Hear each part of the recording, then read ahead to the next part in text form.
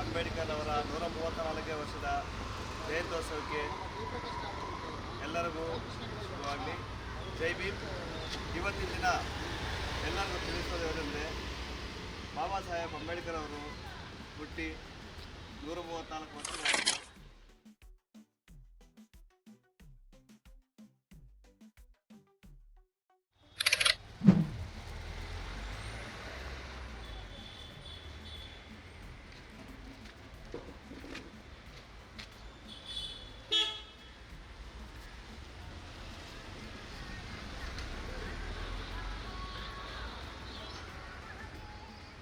बोलो भारत माता के बाबा साहेब अंबेडकर ಅವರಿಗೆ, ಸಂವಿಧಾನ ಶಿಲ್ಪಿ ಬಾಬಾ ಸಾಹೇಬ್ ಅಂಬೇಡ್ಕರ್ ಅವರಿಗೆ, ಜ್ಞಾನ ಜ್ಯೋತಿ ಬಾಬಾ ಸಾಹೇಬ್ ಅಂಬೇಡ್ಕರ್ ಅವರಿಗೆ, बोलो भारत माता के. ಮೈಕ್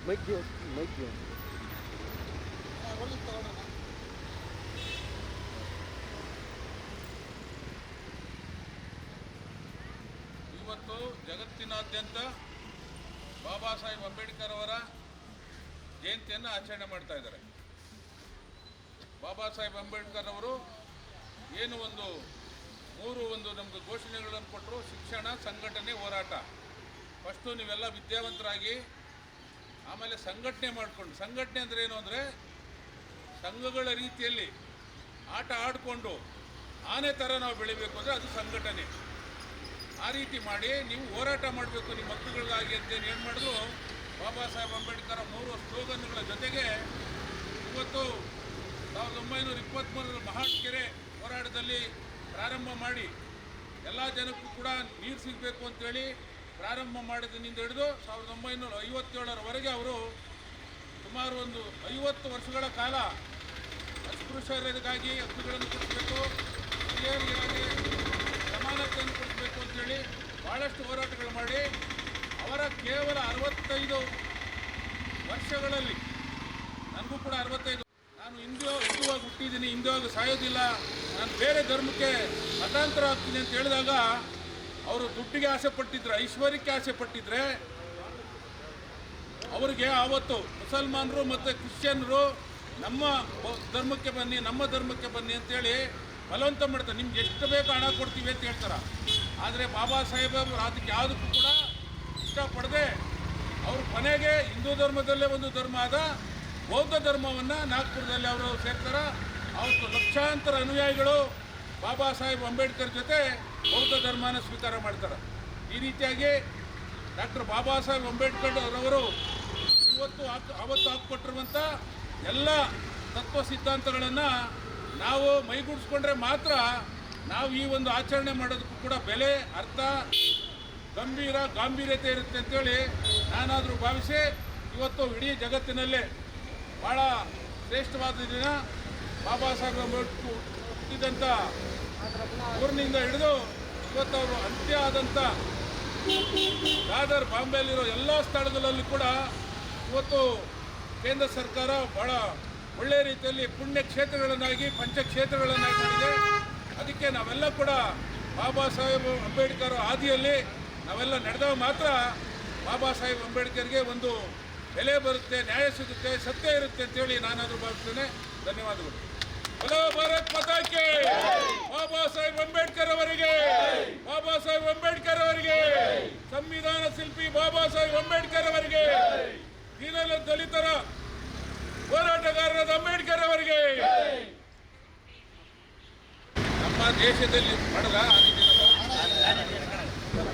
ನಮ್ಮ ದೇಶದಲ್ಲಿರುವ ಎಲ್ಲ ಹಿಂದೂಗಳು ಕೂಡ ಒಗ್ಗಟ್ಟಾಗಬೇಕು ಅಂತೇಳಿ ಮಹಾರಾಷ್ಟ್ರದಲ್ಲಿ ಬಾಲ ಗಂಗಾಧರನಾಥ್ ತಿಲಕ್ರವರು ಗಣೇಶೋತ್ಸವನ ಆರಂಭ ಮಾಡ್ತಾರೆ.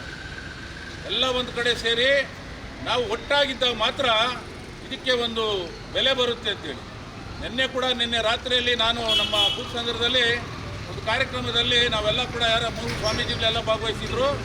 ನಾನೇ ಅದರ ಅಧ್ಯಕ್ಷತೆ ವಹಿಸಿದ್ದೆ. ಅಲ್ಲಿ ದೀಪ ಬೆಳಗಬೇಕಾದ್ರೆ ಸಣ್ಣದಾಗಿ ಏನೋ 6 ಬತ್ತಿ ಇರುತ್ತೆ, ಅದರಲ್ಲಿ 6 ಬತ್ತಿ ಹಾಕಿದ್ರು. ಗಾಳಿ ಬಂದಾಗ ಅದೆಲ್ಲ ಆರ್ತಾ ಇತ್ತು. ಅಲ್ಲಿ ಯಾರೋ ಒಬ್ರು ಒಟ್ಟಿಗೆ ಹಾಕಿ ಅಂದ್ರು. ಅದ್ರ 6 ನೆತ್ತು ಒಂದು ಕಡೆ ಹಾಕಿದ್ವಿ. ಅಂದ್ರೆ 5 ಬೆಳ್ಳು ಒಂದು ಬೆಳ್ಳಲ್ಲಿ ಹೊಡೆದ್ರೆ ಎಷ್ಟು ನೋವಾಗುತ್ತೆ, ಅದೇ ಮುಷ್ಟಿಯಿಂದ ಹೊಡೆದ್ರೆ ಎಷ್ಟು ಶಕ್ತಿ ಇರುತ್ತೆ ಅನ್ನೋದು ನಮಗೆ ಆವತ್ತೇ ಡಾಕ್ಟರ್ ನಮ್ಮ ಬಾಲಗಂಗಾಧರ ತಿಲಕ್ರವರು ಬಾಬಾ ಸಾಹೇಬ್ ಅಂಬೇಡ್ಕರ್ ಅವರು ನಮ್ಗೆ ಹೇಳ್ಕೊಟ್ಟಿದ್ದಾರೆ. ಆದ್ದರಿಂದ ನಾವೆಲ್ಲ ನಮ್ಮೂರಲ್ಲಿ ಮಾಡಿದ್ರೆ ಒಟ್ಟಿಗೆ ನಾನು ಯಾರು ಹೇಳ್ತಾ ಇದ್ರು ನನಗೆ ಇಲ್ಲೇ ನಮ್ಮ ಅಂಬೇಡ್ಕರ್ ಸಂಘದ ವತಿಯಿಂದ ನಮ್ಮ ಹುಡುಗರು ಒಂದು ಟ್ರಸ್ಟ್ ಬೆಟ್ಟದ ಟ್ರಸ್ಟಿಂದ ಒಂದು ಕಾರ್ಯಕ್ರಮ ಮಾಡಿ ಚಿತ್ರ ಬಿಡಿಸುವಂಥ ಕಾರ್ಯಕ್ರಮ. ಅಲ್ಲಿ ಯಾರೋ ನಮ್ಮ ಅತಿಥಿಗಳು ಹೇಳ್ತಾ ಇದ್ರು ಯಾಕೆ ಎಲ್ಲರೂ ಒಂದು ಕಡೆ ಸೇರಿಸ್ಬೇಕು ಅಂತ. ನಾನು ಹೇಳ್ತೀನಿ ಎಲ್ಲ ಸಂಘಟನೆಯರಿಗೂ ಮಾನ ಮರ್ಯಾದೆ ಇದ್ದರೆ, ಅಂಬೇಡ್ಕರ್ ಹೆಸರು ಹೇಳೋ ತಾಕತ್ತು ಧೈರ್ಯ ನಿಮ್ಗಿದ್ರೆ ಊರಿನಲ್ಲಿರೋರು ಎಲ್ಲ ಒಟ್ಟಿಗೆ ಸೇರಿ ಮಾಡಿ. ಇಲ್ಲಾಂದ್ರೆ ನೀವು ಬೇರೆ ಬೇರೆಯಾಗಿ ಆ ಬೆಳ್ಳುಗಳ ಥರ ಬತ್ತಿ ಥರ ಆದರೆ ನಿಮ್ಗೆ ಯಾವನೂ ಗೌರವ ಕೊಡಲ್ಲ. ಇದು ನನ್ನ ವೈಯಕ್ತಿಕ ಅಭಿಪ್ರಾಯ. ದಯಮಾಡಿ ಒಂದಾಗಿ ಮಾಡಿದ್ರೆ ಮಾತ್ರ ನಿಮ್ಗೆ ಬೆಲೆ ಇರುತ್ತೆ. ಒಂದಾಗಿ ಮಾಡಿಲ್ಲ ಯಾವನೂ ನಿಮ್ಗೆ ಕೇರ್ ಮಾಡಲ್ಲ. ಅಷ್ಟೇ ನಾನು ಹೇಳೋದು. ಧನ್ಯವಾದಗಳು.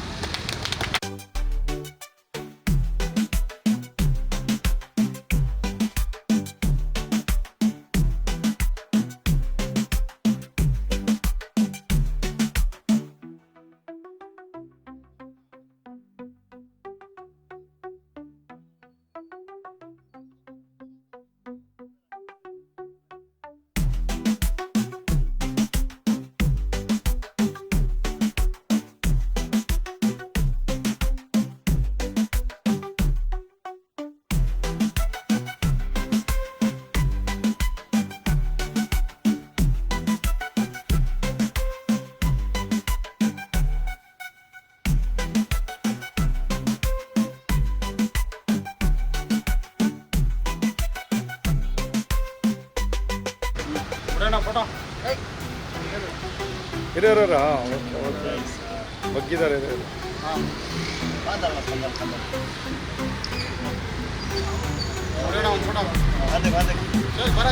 ಹಿರಿಯರ ವಿಡಿಯೋ ಆಗ್ತಿತ್ತು, ಆಗಿದೆ ವಿಡಿಯೋ ಆಗ್ತಿತ್ತು.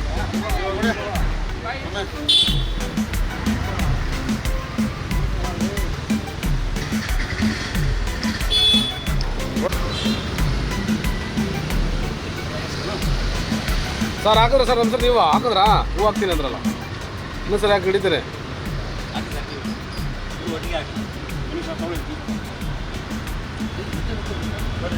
ಕಾಣಲ್ಲ ಅಂದ್ರಲ್ಲ ಸೂರ್ಯನ ಬೆಳಕಿದೆ. ನಾವು ಆಡೋದು ಅದಕ್ಕೆ ಅವ್ರಲ್ಲ ನಮ್ಮ ಸೀನವ್ರು ಚೆನ್ನಾಗಿರ್ತಾರೆ.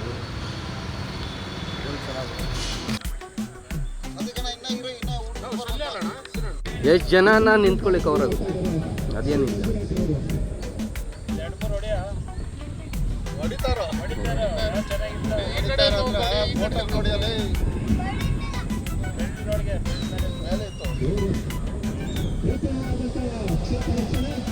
ಹೊಡೆದಿದ್ರ ಬರ ನೀನು ಸಾಕು.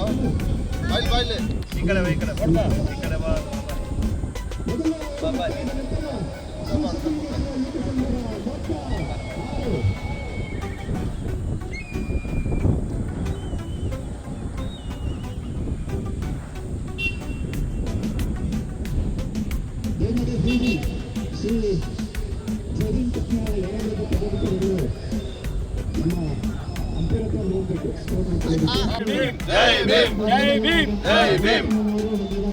ಇಂದಿನ ಡಾಕ್ಟರ್ ಬಾಬಾ ಸಾಹೇಬ್ BR ಅಂಬೇಡ್ಕರ್ ಅವರ 134ನೇ ಅಂಬೇಡ್ಕರ್ ಜಯಂತಿ ಹುಟ್ಟುಹಬ್ಬದ ಶುಭಾಶಯಗಳು. ಮೊದಲಾಗಿ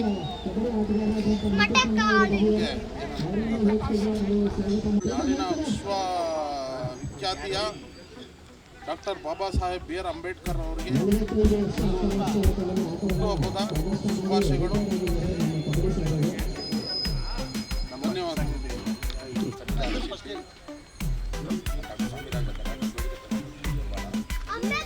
ಸಂವಿಧಾನ ಶಿಲ್ಪಿ ಡಾಕ್ಟರ್ BR ಅಂಬೇಡ್ಕರ್ ಅವರ 134ನೇ ಜನ್ಮದಿನಾಚರಣೆ ನಿಮಿತ್ತವಾಗಿ ಶ್ರೀ ಶಿವಲಿಂಗೇಶ್ವರ ಸಂಘದ ವತಿಯಿಂದ ಆಯೋಜಿಸಲಾಗಿರ್ತಕ್ಕಂಥ ಈ ಸೇರಿರ್ತಕ್ಕಂಥ ಪ್ರತಿಯೊಬ್ಬರು ಕೂಡ ಸ್ವಾಭಿಮಾನಿ ಸಮುದ್ರ ಸಮಾನ ದೇವರು ಸಂವಿಧಾನ ಶಿಲ್ಪಿ ಬಾಬಾ ಸಾಹೇಬ್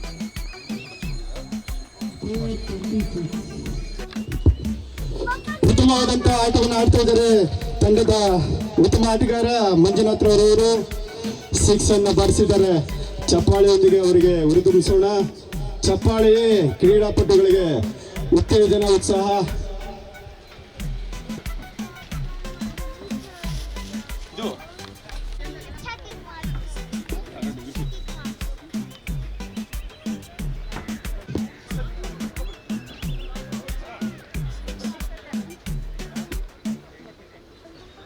ವೈಟ್ ಬಾಲ್.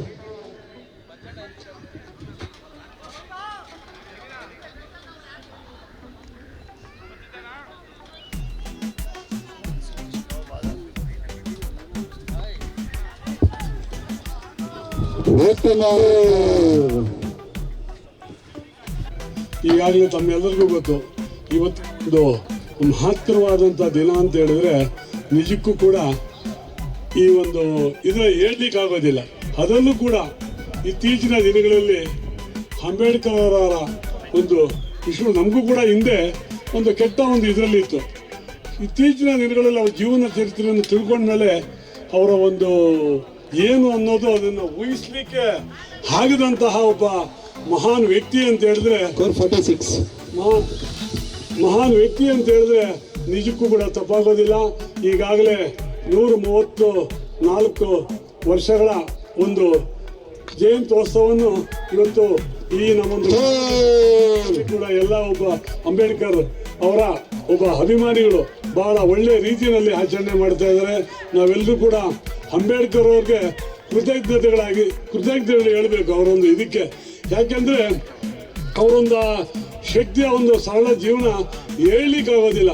ಹಿಂದೆ ನಾವೆಲ್ಲ ಕೂಡ ಯಾರೋ ಬರೆದಿರೋದು ಇವ್ರು ಸೈನ್ ಹಾಕಿರ್ಬೋದು ಅಂತ ಕಾಲಕ್ರಮೇಣ ನಿಜಕ್ಕೂ ಯಾರು ಕೂಡ ಆ ಅಂತಹ ಒಂದು 130ನೇ ಒಂದು ವರ್ಷದ ಇದನ್ನು ಇವತ್ತು ದಿನ ಇಲ್ಲಿ ಎಲ್ಲರೂ ಕೂಡ ಸೇರಿ ಗ್ರಾಮದಲ್ಲಿ ಇರ್ಬೋದು, ಇಲ್ಲಿ ಕೂಡ ಕ್ರೀಡೆ ಅಂದರೆ ಏನು ಅನ್ನೋದು ಇವತ್ತಿನ ಕಲೆ ಮತ್ತು ಕ್ರೀಡೆಗೆ ಮಾನವರ ಇದರಲ್ಲಿ ಎಷ್ಟು ಒಂದು ಇದಿದೆ ಅಂತ ಹೇಳಿದ್ರೆ ಅದಕ್ಕೆ ಬೆಲೆನೇ ಕಟ್ಟಲಿಕ್ಕೆ ಆಗೋದಿಲ್ಲ ಅಂತ ಒಂದು ಕ್ರೀಡಾ ಕಾರ್ಯಕ್ರಮ ಇಟ್ಕೊಂಡಿದ್ದಾರೆ. ನಿಜಕ್ಕೂ ಕೂಡ ಸಂತೋಷ. ವರ್ಷನೂ ಕೂಡ ನಾವು ಈ ಒಂದು ದಿನದಲ್ಲಿ ಅಂಬೇಡ್ಕರ್ ಒಂದು ನೆನೆಯುವುದರ ಮೂಲಕ ಅವರ ಒಂದು ಇದಕ್ಕೆ ಇದಾಗೋಣ ಅಂತೇಳಿ ಇವತ್ತಿನ ಸಂದರ್ಭದಲ್ಲಿ ನಾವು ಮಾತಾಡೋದು ಅವಕಾಶ ಕೊಟ್ಟಂತ ಇಲ್ಲಿ ನೆರೆದಿರುವಂತಹ ಎಲ್ಲ ಅಭಿಮಾನಿಗಳಿಗೆ ವಂದಿಸುತ್ತಾ ನನ್ನ ಒಂದು ನಮಸ್ಕಾರ, ಧನ್ಯವಾದಗಳು ಜಯಣ್ಣವರಿಗೆ.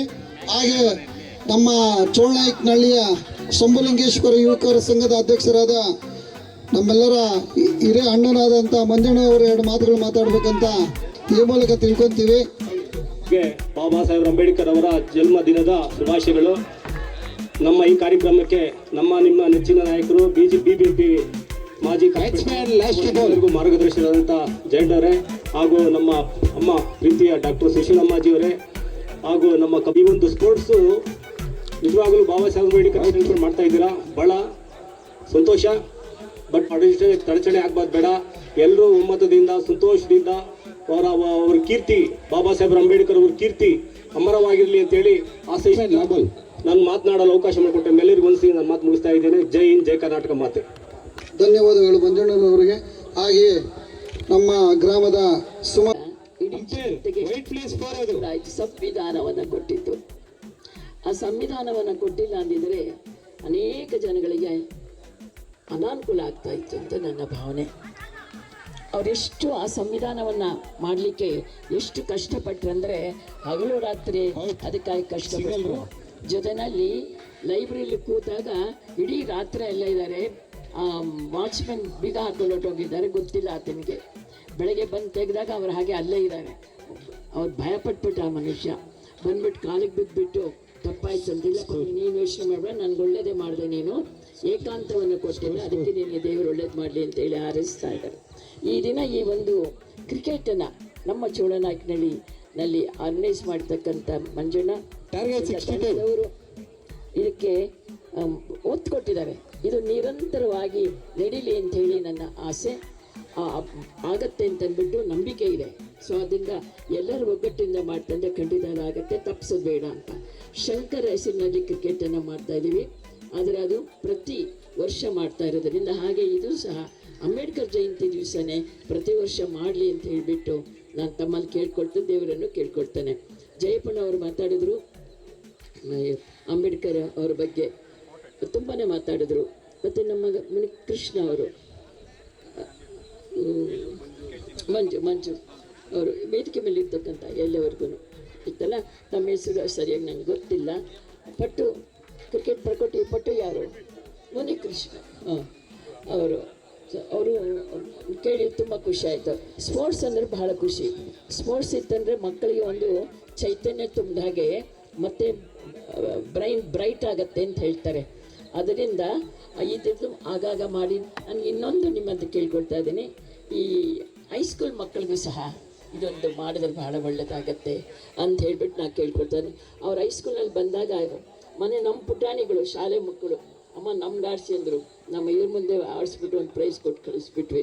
ಹಾಗೆ ಹೈಸ್ಕೂಲ್ ಮಕ್ಕಳಿಗೂ ಸಹ ಅವ್ನು ತಯಾರು ಮಾಡಿದ್ರೆ ಅವ್ರಿಗೂ ಒಂಥರ ಖುಷಿ ಆಗುತ್ತೆ ಮತ್ತು ನಮಗೂ ಖುಷಿ ಆಗುತ್ತೆ, ಹಳ್ಳಿಯಲ್ಲಿರೋ ಜನಗಳಿಗೆ ತುಂಬ ಖುಷಿ ಆಗುತ್ತೆ, ತಂದೆ ತಾಯಿಗಳಿಗೆ ಖುಷಿ ಆಗುತ್ತೆ ಅಂತೇಳಿ ಅದ್ರದ್ದು ಏನು ಖರ್ಚು ಬರುತ್ತೆ ಹೈಸ್ಕೂಲ್ ಮಕ್ಕಳಿಗೆ ಏನು ನೀವು ಮಾಡ್ತೀರಿ ಅದೇನು ಖರ್ಚು ಬರುತ್ತೆ ನಾವು ಆಶ್ರಮದಿಂದ ಖಂಡಿತ ಕೊಡ್ತೀವಿ ಅಂತ ಹೇಳ್ತಾ ಇದನ್ನು ನಾನು ಇಲ್ಲಿ ಕರೆದು ಇದನ್ನು ಒಂದು ನನಗೆ ಸ್ಪೋರ್ಟ್ಸ್ ಅಂದರೆ ತುಂಬ ಇಷ್ಟ.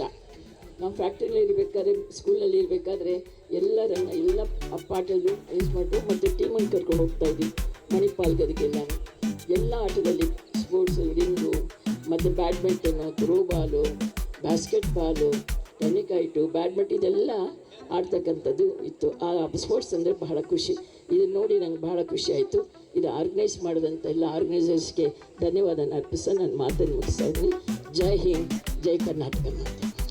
ಧನ್ಯವಾದಗಳು ಅಮ್ಮ ಅವರಿಗೆ.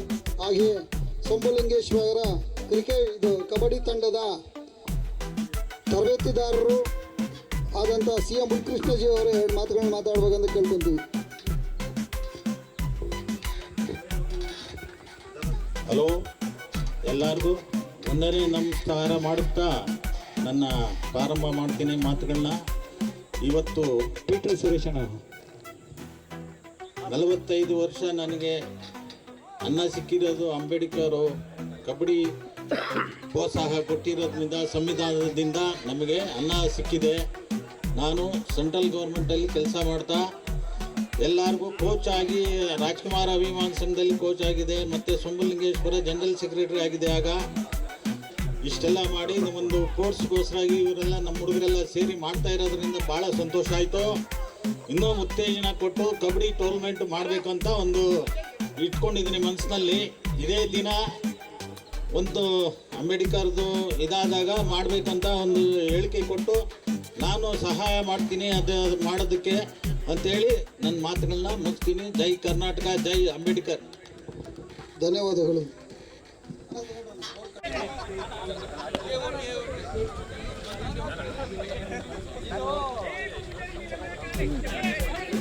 होता जूम होता आउट होता छोरा से लांग में नहीं होता.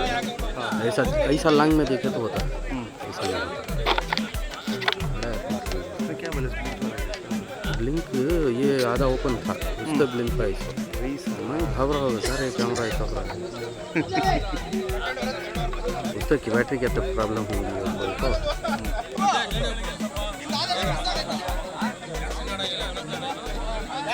हजड़ा सबको भी हजड़ा सबको हजड़ा सकता है. वो टीम अपोजिट टीम है, निकालेंगे.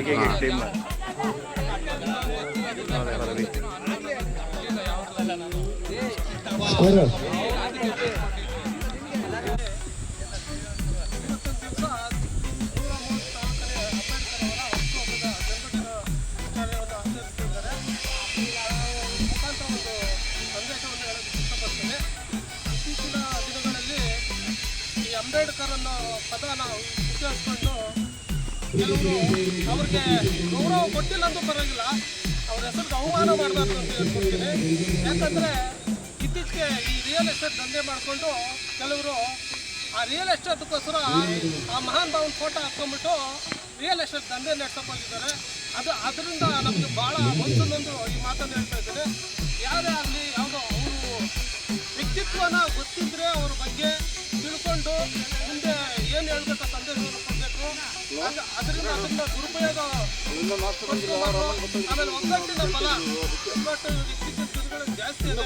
ಇವಾಗ ನಾನು ಒಂದು ಸಂಘಟನೆ ಮಾಡ್ತಾ ಇರ್ತಾ ನಾನು ತೀವ್ರವಾಗಿ ಹೋಗ್ತೀನಿ, ಇನ್ನೊಬ್ಬನ ಸಂಘಟನೆ ಮಾಡ್ತಾ ಅವನು ತೀವ್ರವಾಗಿ ಹೋಗ್ತಾನೆ.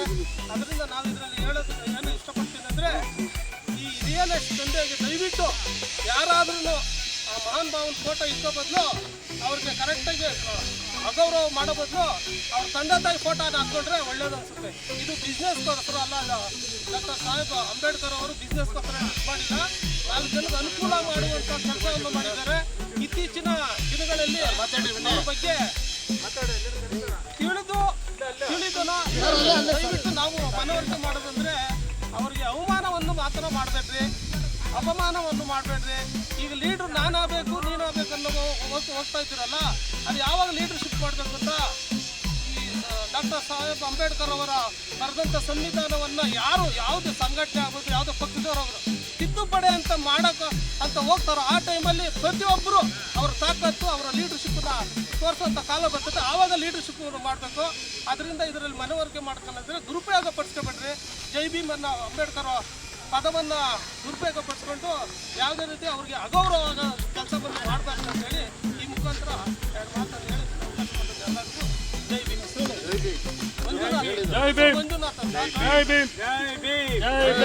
ಅಂಬೇಡ್ಕರ್ಗೆ